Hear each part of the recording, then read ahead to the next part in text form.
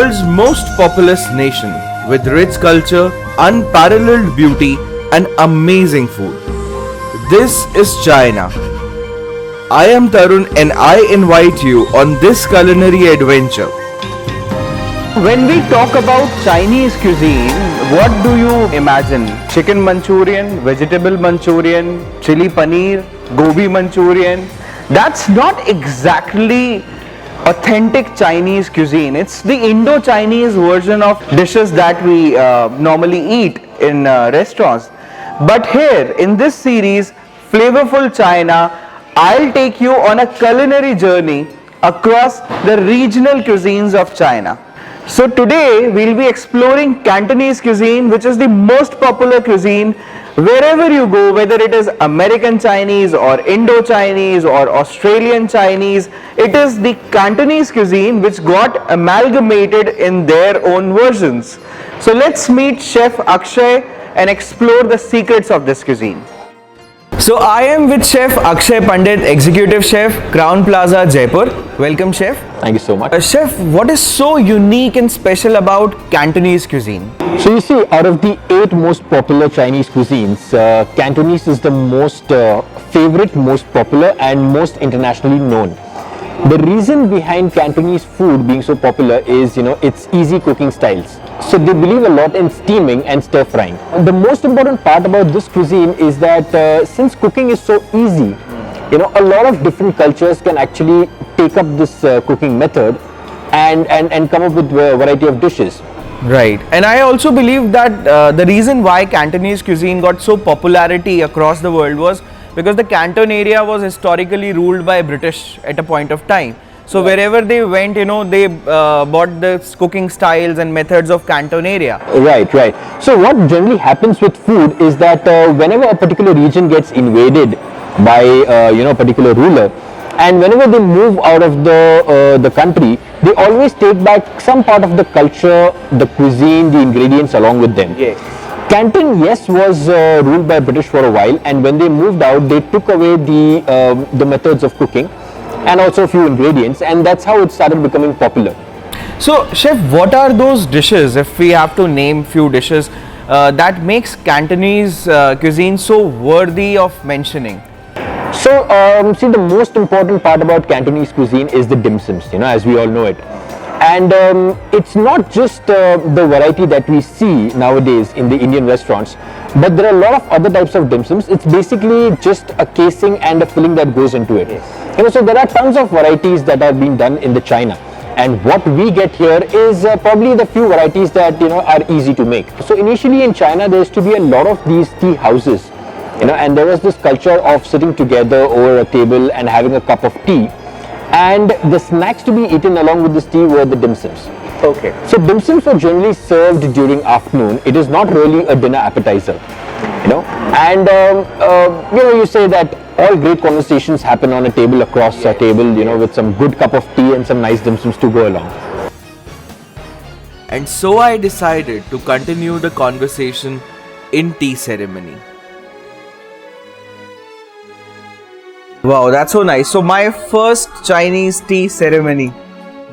Jasmine infused tea leaves are first taken in a specialized pot, followed by pouring of hot boiling water, and then the teapot is covered with a lid to lock the aroma and allow the tea leaves to be simmered.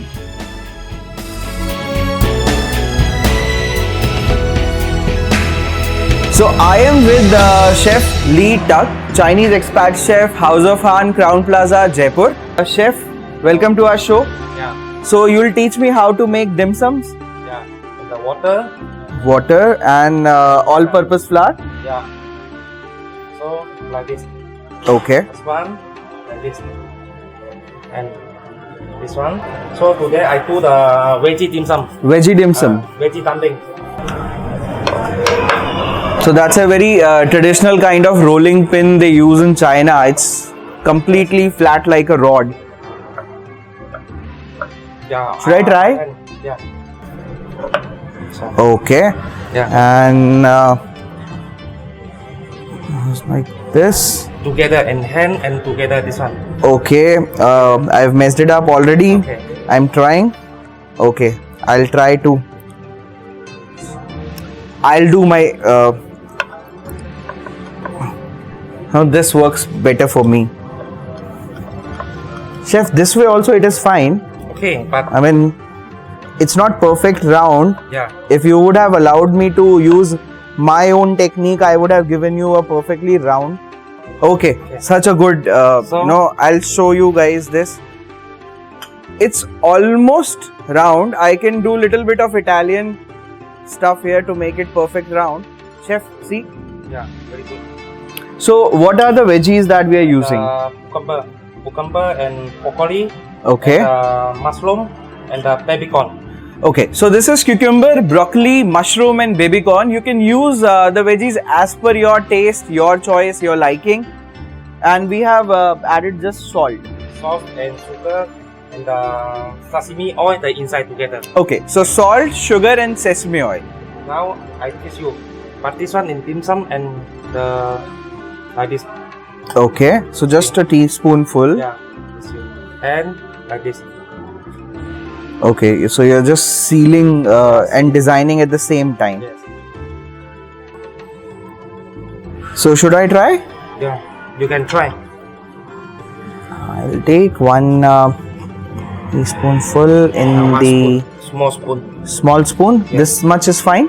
And then I'll just seal it and Together and together one, and 1, two, 2 and three, 3 and 4 and five, 5 and Six. 6 and 7 and 8.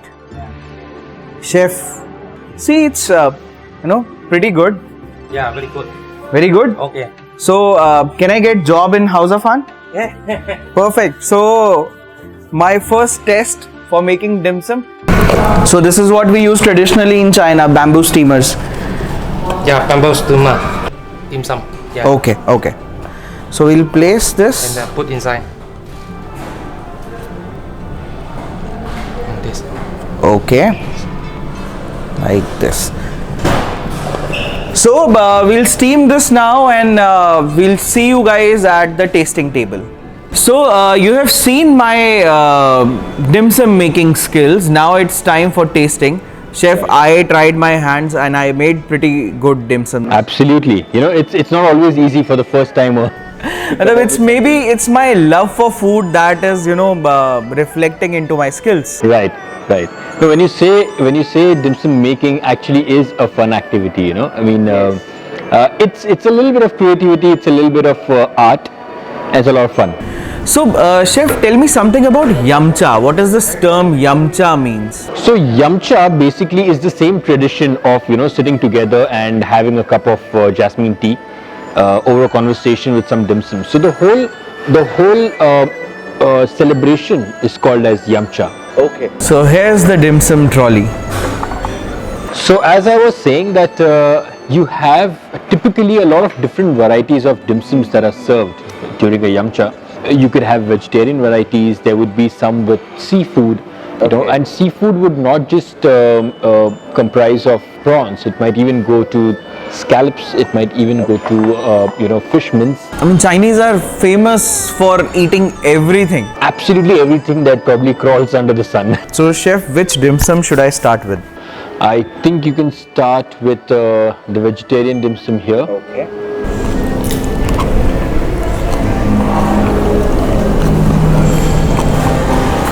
I like the sponginess of dim sums. So, you know what dim sum actually means? The word dim sum is which lightly touches your heart or barely fills your stomach. Excuse me. This is tofu skin chicken. Tofu skin chicken. If you remember, I was telling you the best part about dim sums, the variety that you could make is not just by changing the filling but also the casing. Okay. So this one in particular is made out of the tofu skin. And that's such a beautiful translucent looking casing. My god, and the goodness of chicken packed. And we have a hot sauce here for this. Yes, that's particularly for that particular dim sum.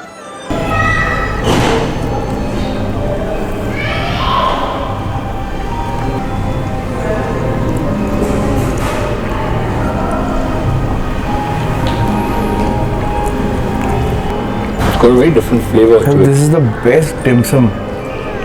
This is so juicy. Yeah. You saw me speechless for a moment.